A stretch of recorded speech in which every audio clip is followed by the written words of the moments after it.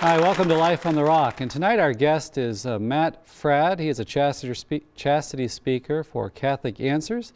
He'll be sharing his message with us tonight and the Catholic vision of love and marriage and the call to chastity that we all have in whatever state in life we are. It's good to see you, Doug. Thank you, Fradd. And we're privileged to have with us Michael Warsaw, the CEO here of EWTN. And we wanted to have Michael on tonight because, as you've probably heard, the network has filed a lawsuit against the Obama administration, kind of loosely stated. But That's right, right. Yeah, first of all, it's good to be with you. I think this is actually my first time on Life on the Rock. Welcome. So thank you very much. It's nice to be with you. An important day, yeah, I think in the history of EWTN, and I think hopefully an important day for the Church in the United States. As you know, the Department of Health and Human Services back on January 20th issued rules that would mandate that religious employers have to provide within their health care plans coverage for contraception, sterilization services, and abortion-inducing drugs. That's obviously simply something that EWTN can't accept. So in response to that, this morning we filed a lawsuit here in Federal District Court in Birmingham asking the court system to intervene and to review this mandate from the administration and to hopefully find that it is unconstitutional, that it's an unconstitutional intrusion upon our right of free speech and our right of religious freedom. The final rules that were promulgated by Secretary Sebelius and the Department of Health and Human Services on these issues back in January really left EWTN with two choices in this. You know, we were either forced to incorporate these procedures into our health care plan for our employees, which amounts to us violating our conscience, or we're forced to cease to provide health care insurance for our employees and their families. And from a social justice standpoint, that's not something that's acceptable either. And even if we did choose to do that, under the terms of this mandate, the Department of Health and Human Services would come back and fine EWTN in the first year $600,000 for not providing that type of health care to our employees. And those fines would continue in the years ahead. So this is really an untenable position for a faith-based organization. Obviously, you know, Mother Angelica founded EWTN 30 years ago to be a faithful Catholic witness and a faithful Catholic voice. We can't be forced into a situation where, on the one hand, through our television and radio and internet services, we're preaching and teaching what the Church says, but then internally for our employees and their families, we're being forced to do things that are against our teachings, our beliefs, and you know, these are non-negotiables for us. And so really the only recourse we felt we had was to take this matter to the courts and to just say, you know, somebody has to stand up. Enough is enough, and it's time for EWTN to take this action and hopefully to stop this intrusion into our activities and the activities of so many other faith-based organizations around the country. And so one issue is the freedom of speech, that you know, the employers would be asked to inform the employees about these availability of these services. Right. And in our case, it's directly contrary to what we're saying the rest of the week, so to speak, and teaching on this network. The government would be forcing us to turn around and tell our employees something different. Exactly. And then just the religious liberty issue too of being able to pay for these services. Right. And you know, I heard an interview the other day on public radio. They were saying, well, these are just contraceptives, but we know it includes abortifacient drugs like Ella, and certainly contraceptives are worse enough, sterilization's bad enough, but also this does provide for abortions, right? Right. It's what the administration and the proponents of this mandate have, of course, been saying is this is about women's health. This is about access to health care. This is about contraception. You know, they don't want to acknowledge that Some of the prescriptions that would be covered under this plan are indeed abortion-inducing drugs. They're Plan B, they're ELA. Those are things which obviously are completely reprehensible.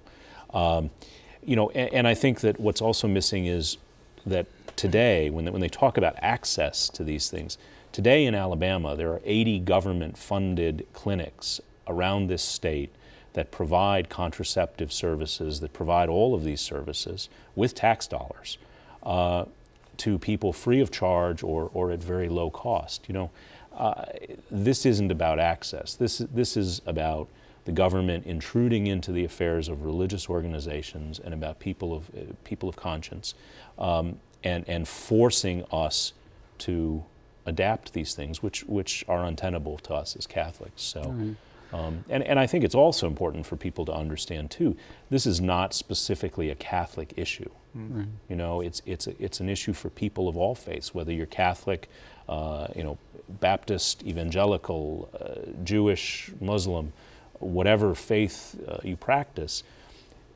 What's at stake here is the government intruding into the affairs of all of us as religious believers and imposing its will upon us against our conscience. And that's something that those out there who would be in support of contraception or even abortion, sterilization, need to understand, is that whether you support it or not, this is a much bigger picture of religious freedom. Precisely. Conscience and so forth. And if they're willing to do this and get away with it, it just makes you wonder what's next. Right. No, exactly. And I think that's why, as I said, you know, enough is enough. And you do have to look down the road and say, well, if this is allowed to stand, then what is next? You know, are we on the path to a mandate of, you know, full abortion services provided in healthcare plans? You know, and again, what next? How much more expansive can this be? So we really felt a moral obligation to stand up,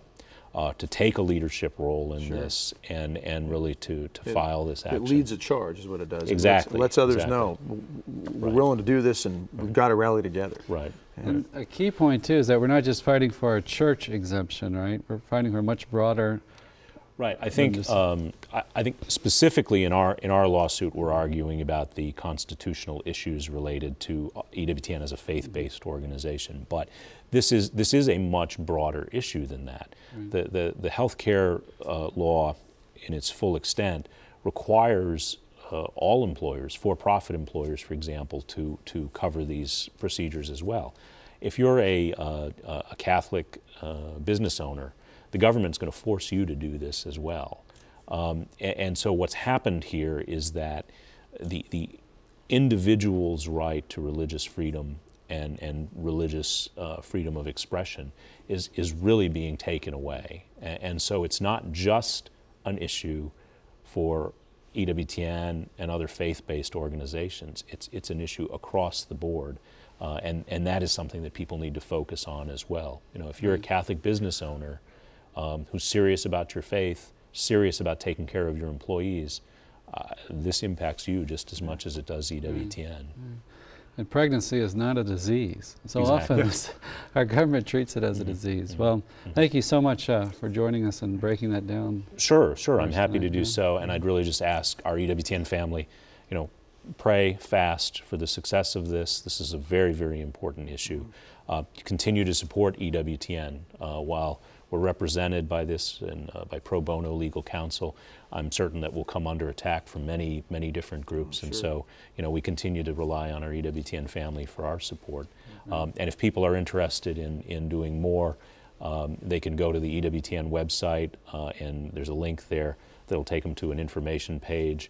There's a petition there from the Beckett Fund for Religious Liberty, which is representing EWTN in this action, and people can sign that petition to send a message back to the administration that they need to fully repeal this mandate that they've put in place. So. Okay, well, thank you so much.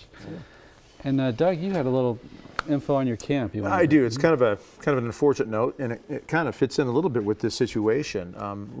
You know, Camp Gargano is something that, you know, we built, broke ground 3 years ago, and it's been open for 2 years now. Camp Gargano is a camp that is designed primarily to help build Catholic men, body, mind, and soul.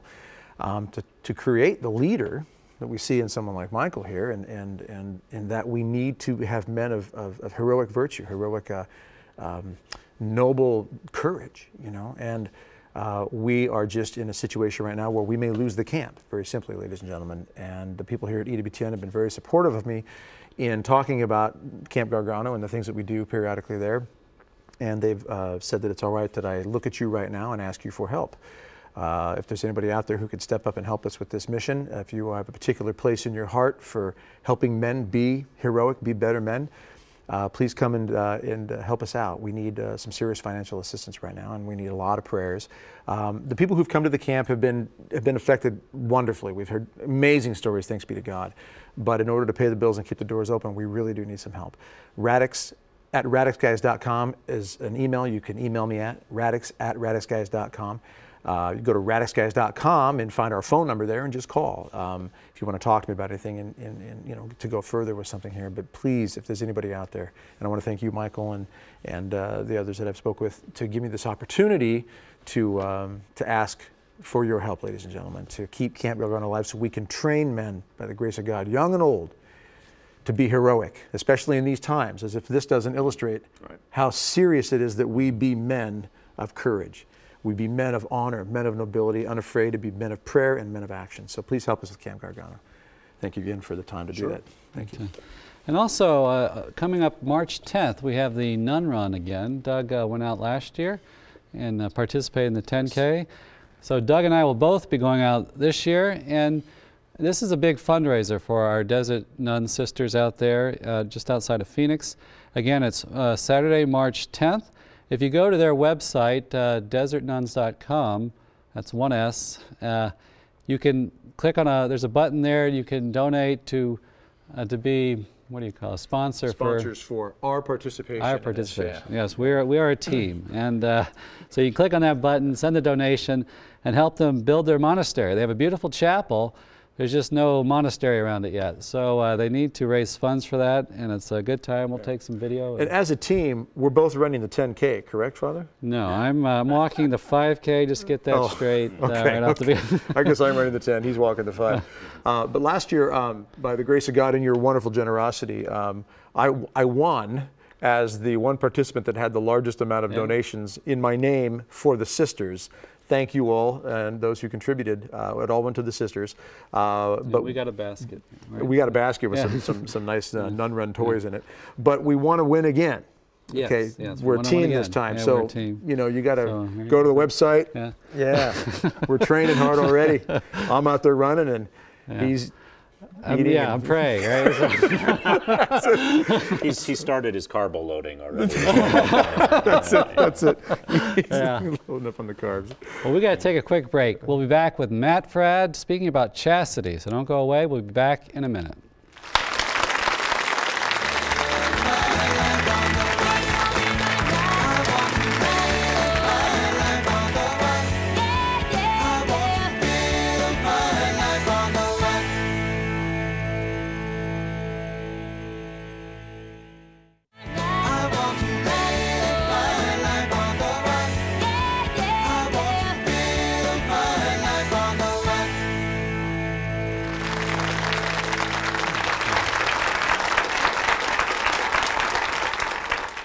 Welcome back to Masterpiece Theater. I am your host. I'm sorry, different show. Hi, I'm Doug Barry along with Father Mark. We're the Rock House Compadres. This is Life on the Rock you're watching. Thanks for being with us. We have with us Matt Fradd, who is a Canadian. Australian. I knew that. Just a little joke there. How you doing, Matt? Good, mate. Good to have you on the show. Thanks. And thanks for paying that kid to say "G'day, mate" at the end of your little. Appreciate that. Yeah. We set that up years in advance. I've been wanting to say this when you were sitting here and the show began. I wanted to say, welcome, Matt. Oh, I get it. Yeah, it took a while, but thank you. 2 shows on Saturday. Please try the veal and drive home safely. But no, good to have you on the show. Thank you. You are a chastity speaker, presenter, more than just a speaker. You're doing a very valuable work. I mean, it's just invaluable in our day and age, with the gravity of the problem, the epidemic of you know, sexual disorder with regards to our understanding of God's gift. But before we get to that part of your life and your work, let's go back, because you weren't always a chastity speaker. Out of the womb, in fact, you couldn't speak at all. I couldn't. Right, that's what I I did live chastity, at least for the first 5 years, very well, and good for you. No impure thoughts. But yeah, the age of reason kicked in and everything went south. It went downhill. Yeah. I grew up. Yeah, tell us about your past. Sure, I grew up in South Australia. Have you ever been? No, Did you go to World Youth Day? Yeah, I went to Sydney. Okay. Is that considered? South Australia is kind of like the Delaware of Australia. We're sure it's a nice place, but no one knows if they've been there. It's like that. But yeah, so it's a beautiful place. Now, people in Delaware are wondering exactly what you meant by that comment. They're cutting all your funding as we speak. But yeah, no. So I grew up in a Catholic home and was taken to mass each Sunday. My mum went to church. My dad stayed at home and watched the football, which seemed like it would be much more fun than what I was forced to do. But yeah, I remember having these things. I think a lot of people can relate to this. I'd be at a friend's house, sitting in my sleeping bag, eating Fruit Loops and watching cartoons, and Mum would come in, "Come on, we're going to mass," and I'd have to leave my entourage of non-Catholic friends and go to mass. And I don't know. This still goes on today, right? The Fruit Loops in the sleeping bag for you? For me, it does. Yeah. I don't know about young people, but yeah. So I went to mass every week and personally didn't get a lot out of it, didn't enjoy going, found it rather boring. Kind of typical story, unfortunately, for a lot of young people. So this kind of continued, and by about the age of 14, 15, 16, I started to ask those big questions in life. Well, is there a God? I mean, I've been taught that there is, but is there a God? And who is Jesus Christ? Was he simply a good moral teacher? Was he a myth, or was he in fact who he claimed to be, God? And I came to the conclusion that God probably didn't exist, which was very convenient for the lifestyle I was living at the time, you know. But I was genuinely in search for truth and wasn't finding a lot of inspired people, unfortunately, in the pews around me. So I stopped going to mass whenever I could. I'd sneak out the back and go do donuts with my friends. They'd pick me up at the back of church. My mum doesn't even know that to this day, I don't think. Now she does. But she knows it this day. She does, yeah.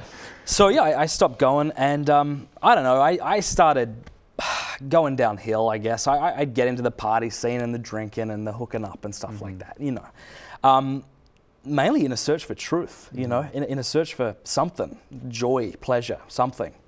But it wasn't finding it. I even got to a point where I would... it's kind of stereotypical, I guess, but you dress in black and, you know, listen to really heavy metal and graffiti Satan and 666 around my school and things like that. More for attention than the fact that I believed any of this stuff. But anyway, so it was about... Yeah. Was some of it also the thrill of just kind of being on that rebellious side and knowing that it was stirring things up in your heart? You felt like almost like an adrenaline rush in some way interiorly? Yeah, absolutely. I really enjoyed getting attention, you know, and I think that's true with all of us. You look at teenagers. I mean, we need to be loved, we need to be respected, and if we don't feel we're able to get that through proper, healthy means, then we'll find another stage on which we can perform in order to receive the attention which we crave.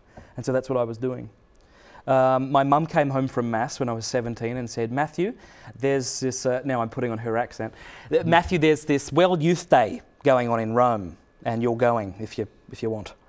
And I just thought, a free trip to Rome? Are you kidding? This is like a 30-hour plane flight to Europe. No one I had ever known had been to Europe. So I said, "Well, yeah, I'm in." And she's like, "No, I'm not paying all this money for you to go and make an idiot of yourself, okay?" I said, "Well, thanks for your high hopes of me, but no, I won't be doing any of that. It'll be fine." And so I began preparing. Now, up until this point, I don't know if I ever met a Christian my age who I didn't find weird. You know, that they didn't have a twitch, or they didn't ask you what your favorite book in the Bible was, and I just wasn't interested in that. And so for the first time in my life, though, I was meeting young adult Christians who loved the Lord, and they were normal, and they were sincere, and they were cool, you know, much cooler than me, not hard, and that was very attractive. So I started to say, okay, here's people who love the Lord, believe the church's teachings, even on sexuality, as teenagers here. What is it that they have that I don't have? And I began to ask those questions. What else do you want to know? Wow. Well, now the audience wants to know, what did you find when you asked the questions? I mean, you started to ask the questions. You go to World Youth Day. When you come back, did you go to your mom and say, "Oh man, thank you, that was amazing"? Well, dude, this is a crazy experience. There? Now, I know, you know, a lot of people can't relate to the whole St. Paul experience, Damascus. But mine was very much that case. I remember the boom, you were hit. Yeah. It really, over a 2-week period, it was like a slight boom for 2 weeks over and over, and then I was. I remember the day before. The gentle, consistent pounding got heavier and heavier. Yeah. It worked. And the day before I left, I remember saying to one of my best friends in the back of class, look, I'm not going for Jesus or any of that stuff. I'm going for the beer and the ladies in Italy. It'll be great. Yeah. Well, I started asking the Lord. I'm like, Lord, if you exist, I'm probably talking to myself right now, but would you reveal yourself to me in a way that I could understand? Would you show yourself to me? And this is always the part of my story which I don't like telling, because I always devalue it, I think, because it was such a powerful experience of God's love, that he saw who I was, saw the things I had done, saw through me, and loved me as I was. And not just as I was, but too much to leave me that way. Love is at war with whatever is against the beloved. And so there were things in my life, patterns of sin, which the Lord was not satisfied with, but he loved me as I was and gently led me. When I came home from Rome, my goodness, I think a lot of my schoolmates thought I was brainwashed, because here I was the guy at the party with the drink. This time I brought a Bible with me. Gather around, let's talk about Jesus, okay? I just simply figured that all I need... And then you said, and what's your favorite book in the Bible? Exactly. I had become that guy that I had Were kind you of twitching, detested. Did you I wish someone had locked me up for 3 months just so I could simmer down, you know. Not really, but I was on fire for the Lord, and it's beautiful what you do when you're in love, isn't it? And I feel I fell in love with the Lord. So. But it was the other young people on your trip that talked to you, or? You know, I remember they'd say to me, "Hannah, you don't believe in God?" I'm like, "No, I believe everyone needs something to believe in." Blah blah blah, walking cliche. And they would say, "Well, why are you here?" But I would see their reverence in adoration. I would see their reverence at the Mass. And I'm like, "Do you really believe that which I don't even know if I believe is bread, let alone the body of... You believe that's the body of Jesus Christ?" And they would explain that to me. Absolutely. And I could tell they meant it. And I could tell they weren't just sort of stupid or naive. And so their example really pushed me to begin to pray sincerely for the first time in my life. And it was a dramatic conversion. And I certainly wasn't perfect. I certainly came home with still a lot of things I needed to learn. But the Lord had my heart. What about seeing the Holy Father?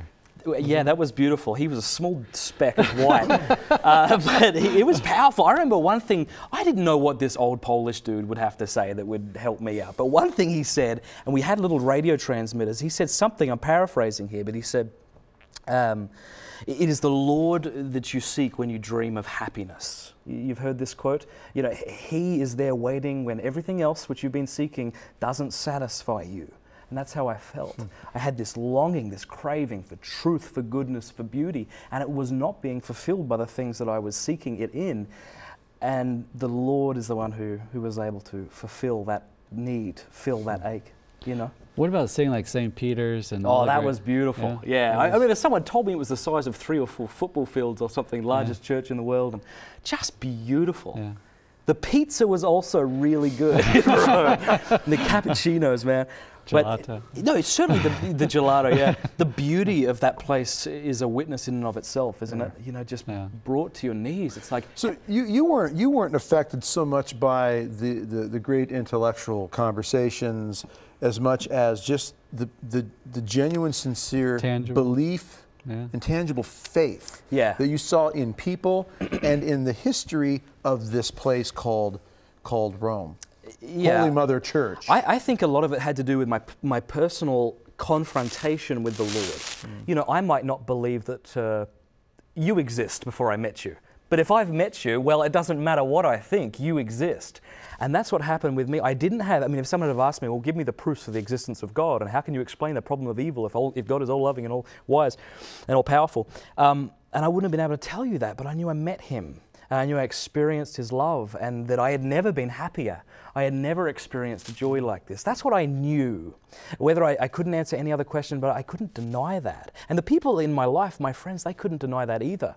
I spoke to a friend several years after I was in my senior year of high school at the time.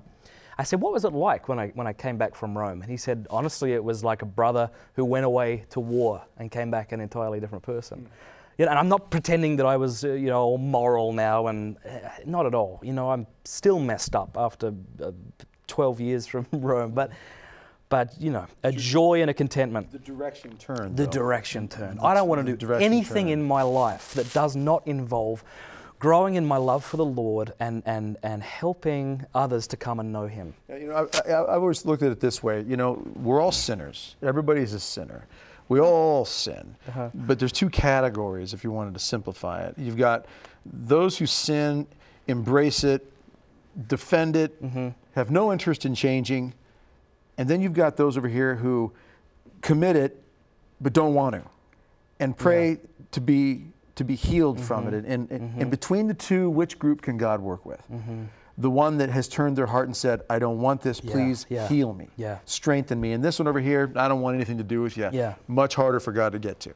You know, but this is where you went from this to this. And there was this opening in my heart.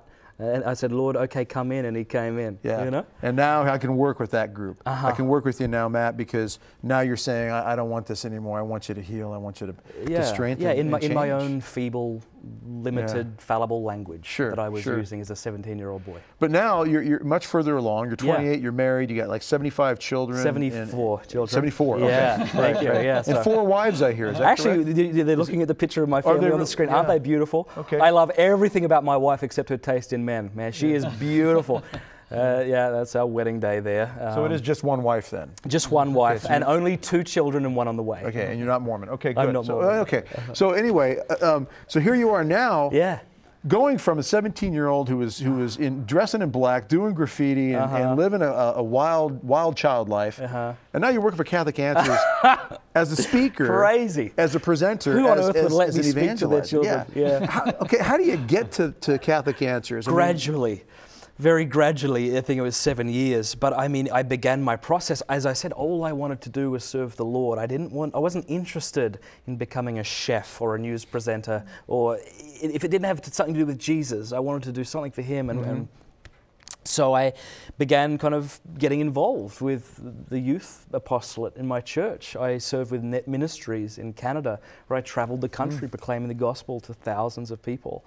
Did you come back and stay friends with the people from World Youth Day? Were they in your area? Oh, yeah, no, they weren't actually. That's why I'd never met people who I found normal, because they were all in Adelaide, the capital city, and Sydney. But I did. I kept up email relationships with them, and that was a great source of strength for me. I'll be honest, my best source of fellowship after coming back was my bishop. I'm in a country town, so I'd go over to his house for a cup of tea.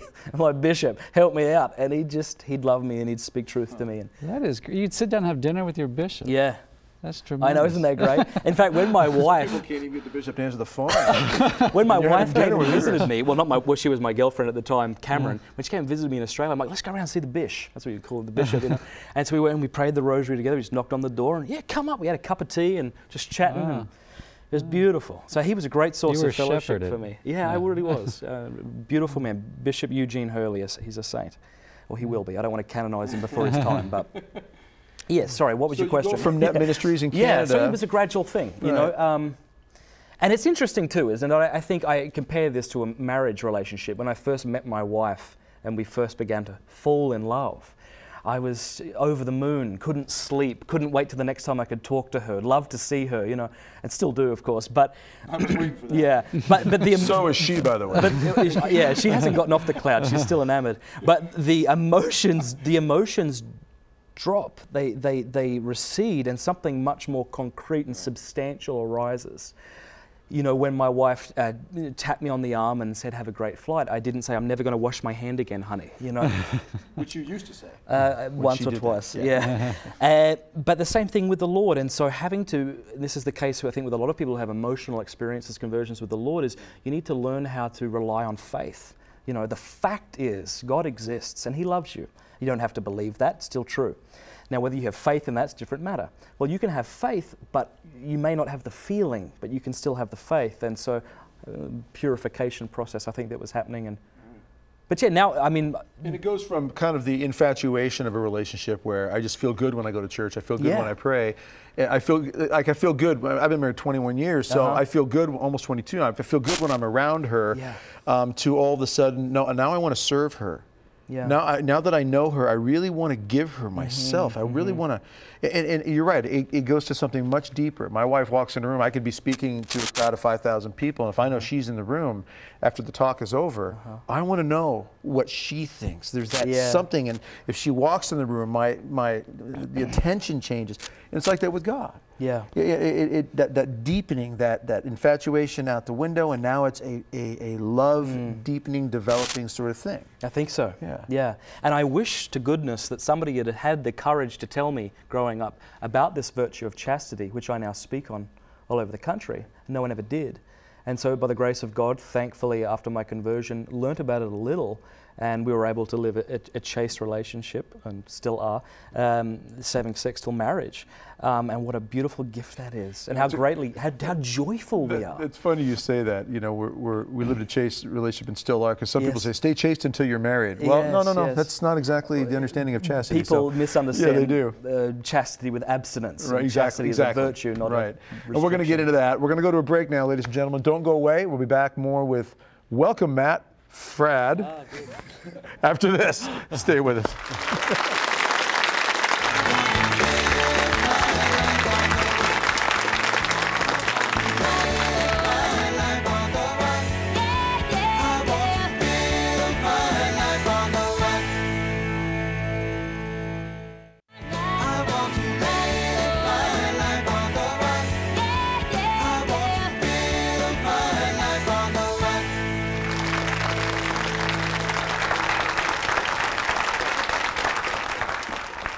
Welcome back to Life on the Rock. Doug Barry here, along with Father Mark, the Rock House compadres, and Matt Fradd. Welcome, Matt. Good, thank you. Once again, I'm going to milk that joke. I know. Okay. All right, so we're talking about your conversion story. You went from a kid who was down, discouraged, searching for meaning in life, wearing black and writing graffiti all over the place. Your mom puts you on a plane, sends you over to Rome.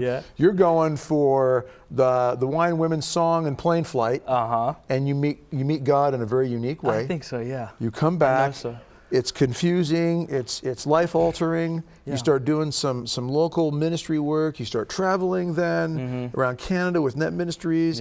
And now you're working for Catholic Answers as a chastity speaker, married to a lovely wife with 3 children, 2 outside the womb and 1 in the womb. One living, breathing human being in the womb. Which is what they are. So tell us, from there, now you travel and you speak to other people, young and old alike, I talk about chastity. The beautiful virtue of chastity. Okay, let's do this first. Let's get into chastity, because we hear be chaste and this. What is chastity? It's a virtue. It is a virtue. It's something that too often people mistake it either for an uncomfortable belt or abstinence, right? And abstinence simply means, you just got that, You're right, good. I'm medieval time, I'm just going back. Abstinence simply means something you're not doing. It doesn't say anything about the person. The person might not be a virtuous person, but it might just be the situation. Whereas chastity is a virtue, like courage, which frees us to love, enables us to love. And I'm not saying that chastity is helpful if we are to experience authentic human love. I'm saying it's necessary. Well, John Paul II said it was necessary. I'm his pamphleteer. And you agree with him? I do agree with him. I'm a practicing Catholic. So, I mean, it's a beautiful gift. So just as courage is necessary for a soldier, so chastity is necessary if we want to experience authentic human love. And that is something, you talk about authentic human love. There's not a person, not a soul on the planet, from the beginning to the end of mankind, from Adam and Eve to Susan and Larry, whoever the last 2 are.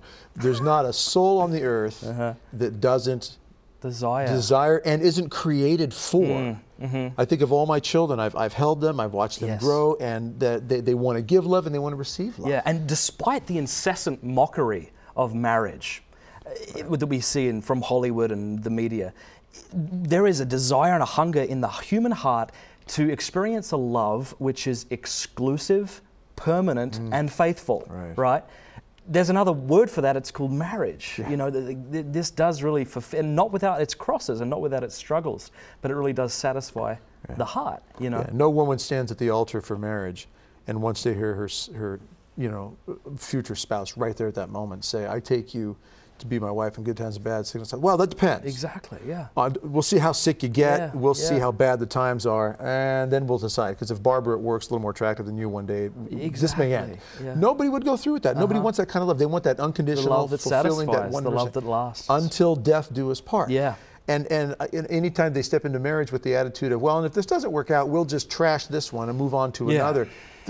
Nobody really feels at peace with that when they put their head on the pillow at night, do they? I don't think so. I don't know how you could. I think in the same way you were talking about, people have to justify certain ways that they behave in order to feel okay with it. I think the same must be true. Sure. You know, because the human heart longs for that great love, and it's something. Chastity is necessary, and that's why I feel so called to proclaim this vision of God's sexuality. Now, I have to share this story.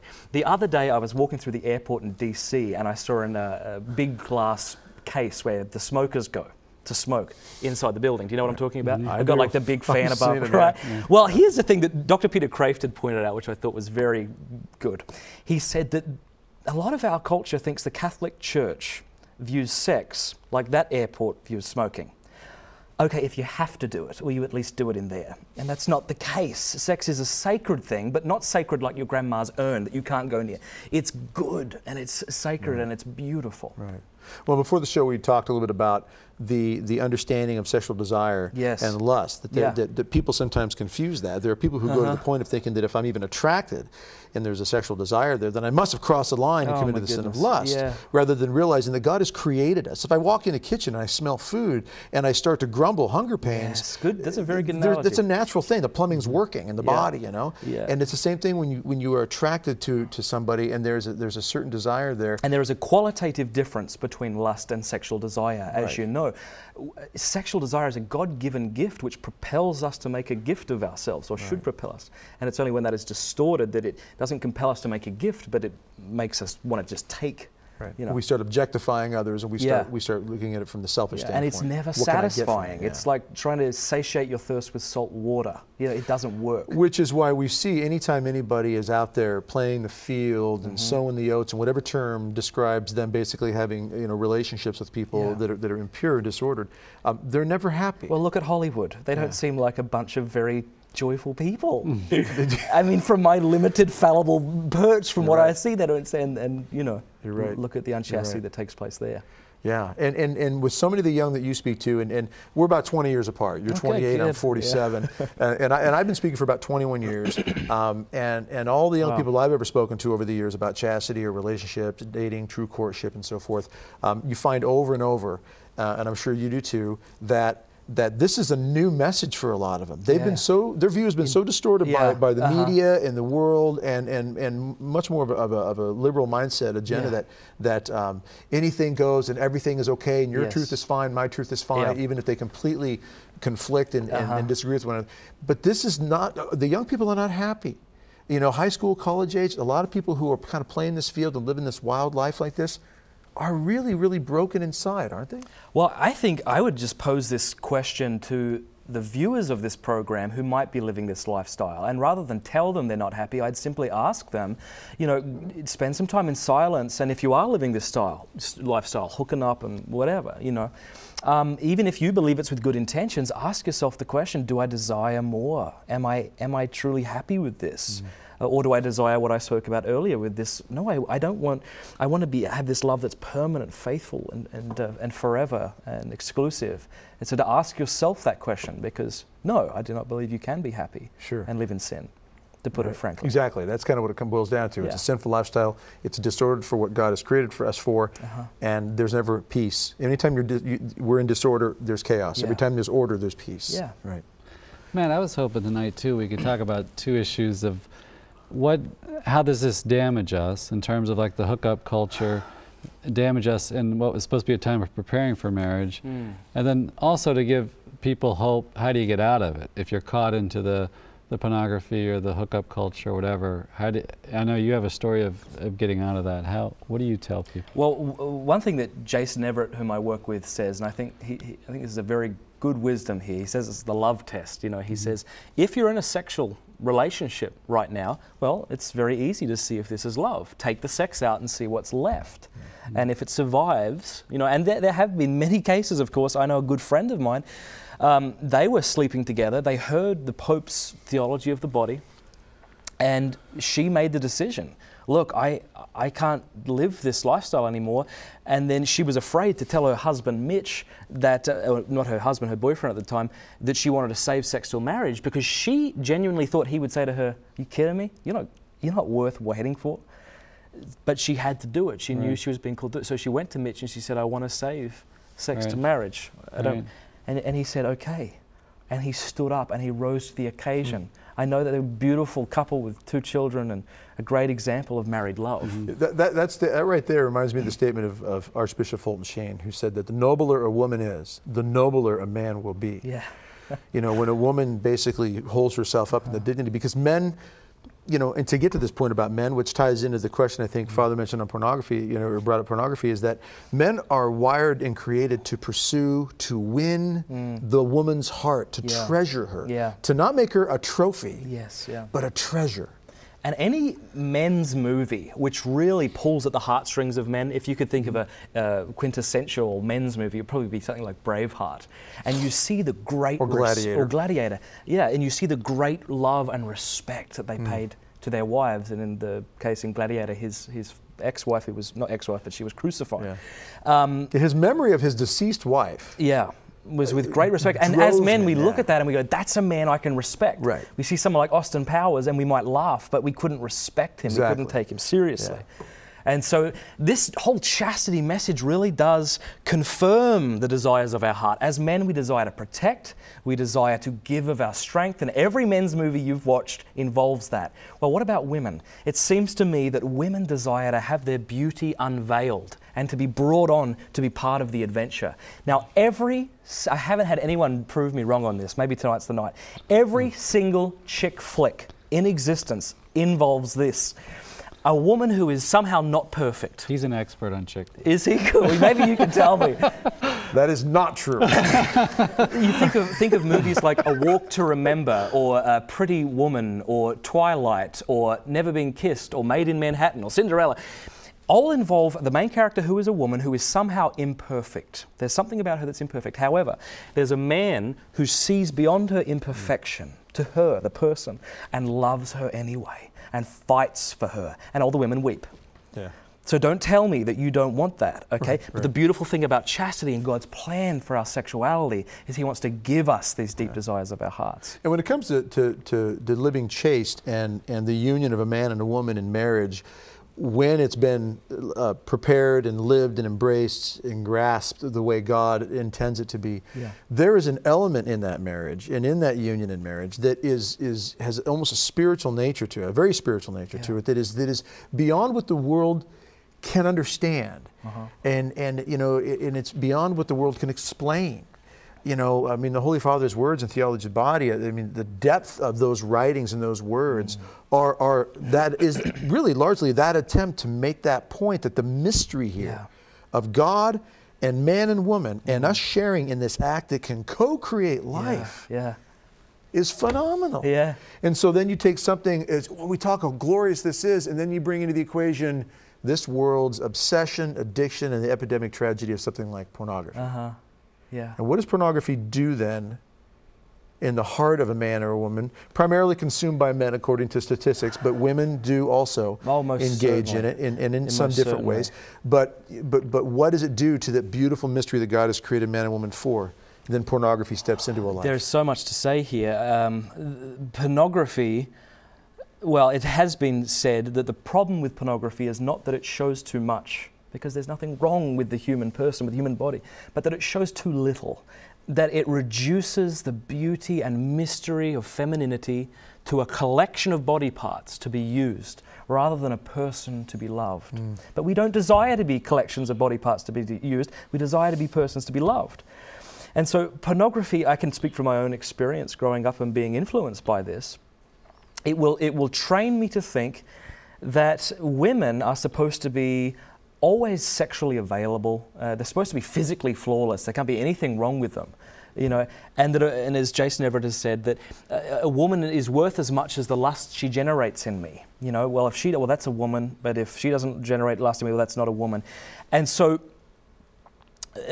we go to pornography expecting it to fulfill something that it never can, and then often, unfortunately, if we slide into marriage with this mentality, we simply take those distortions which we have learnt through the pornography and foist them upon our wives, and we are incapacitated to love them if we're in those clutches of pornography. Right.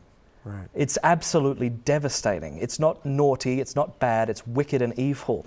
And the thing is, though, again, this isn't contrary to the desire of modern man. If you sit down with a young man or a young woman who might be looking at this stuff and say, you know, dude, is this really the kind of man you want to be? Like, one day, do you want to get married? Yeah, okay. Well, when you're married one day, do you want to be the kind of husband who creeps off to his computer late at night to get a fix? Is that who you want to be? Is that how you want to be remembered? They're not going to say yes. Right, I mean, they might say it because they want to be sarcastic. Sure. But if you take him seriously and he knows he's being taken seriously, he'll say, well, no, this isn't who I want to be. Of course this isn't what I want to be.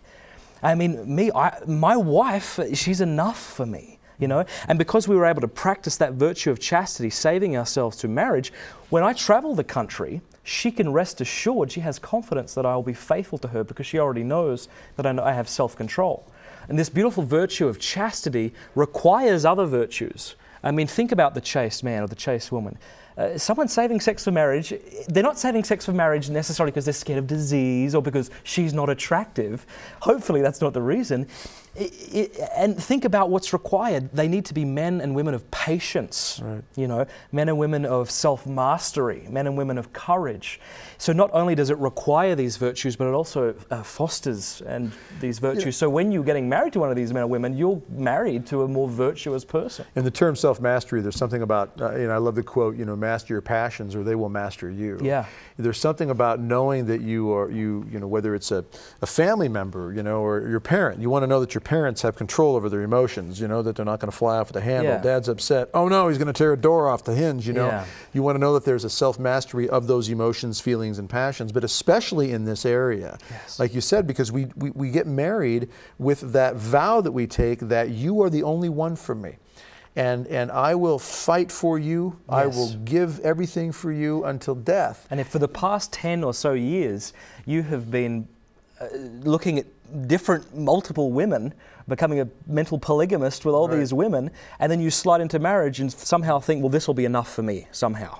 Right. It doesn't work often, except for the grace of God, which of course does intervene, as you heard recently with the story of Sam and Beth Meyer, who are on the show. Sure. A beautiful witness of the recovery that is possible. That it is possible, right.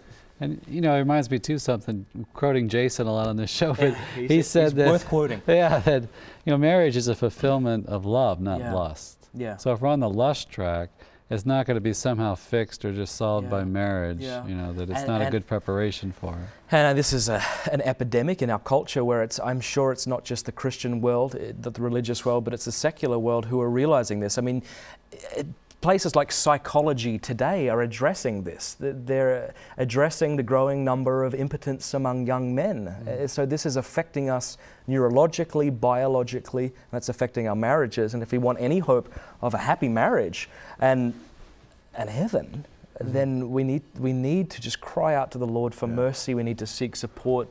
Well, what do you tell people that are caught up in it, say the pornography issue, someone's listening, what would you tell them? How do you get out of it? I'm convinced that the first and foremost thing anyone needs to do if they're looking at pornography is they need to come to a point where they admit that they have a problem and that they need to change. You know, because until you get to that point, nothing else works. If you're just justifying it, well, boys will be boys, hey, it's fine, I'm not hurting anyone, she's willing to do it, I'm willing to look. While you're doing that, no growth can take place. We need to get to this honest and often painful place where we look ourselves in the mirror and go, I have a problem here, and I don't want to be this man or woman, if the case may be, and I need to change. That's the first thing. It's like a health situation. Someone may be, you know, struggling. They're overweight. They're having heart problems. Whatever. They need to look at themselves in the mirror and say, you know what? Yeah, I got to stop denying that there's an issue here. I need to exercise, but they're not going to exercise and change their diet up unless they first acknowledge, I got health issues, and I'm going to die early and painfully if I don't. And often that will come as a result of a doctor saying, you're going to die. You're going to die if you don't change. You've got 2 years.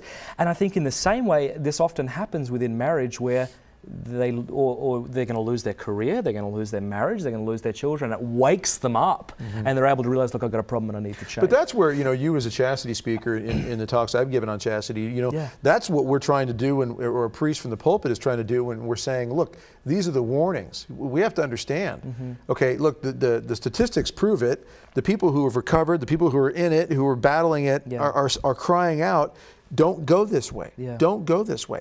But now we've just got about 5 minutes left, and I wanted to get to one other thing, because we want to end on hope, and we're going to get to that at the end. But there's one other area.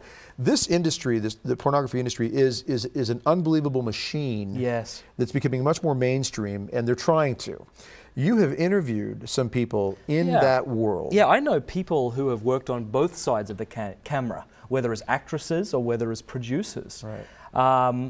And so I know them personally, and I've even interviewed them in secular settings to get the word out about what happens. There's a photo up there right now of when I interviewed April Garris, who was in the industry in a jazz club in Dublin, you know, just to get her story out. And I mean, April, beautiful young woman, got married, had a child.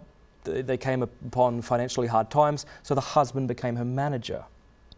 He was known as the suitcase pimp on set, people would call him, and take her around from set to set, and they'd make money.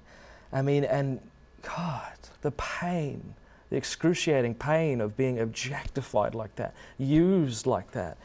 And I mean, interiorly, she was just crushed. Shattered. I mean, not just the emotional and spiritual effects, but the physical effects that take place. They're very damaging. And but by the grace of God, you know, she left this man, and she came to the Lord. And this is not what men are for. No. I mean, we were created by God to protect and defend. Yes, we are to not guard, not, to treasure. Not yes, objectify. Provide, abuse. not consume, I think, is what we're called to be providers of strength, not to suck it out of them. To defend, not destroy. And we know that. We know that. Every man knows that. This isn't something new. This isn't something novel. This is something we get. And it's also, there's also kind of a strange thing where you know, when a woman passes away and her images are still out there, isn't there something kind of, you mentioned before, almost morbid about the fact Very that... morbid. I mean, porn stars have a high mortality rate. And how morbid to think that there are undoubtedly men and women looking at pictures of women who are now in a coffin. I mean, it just goes... And they're still their pictures are out there. Living they're still objectifying them when they're gone.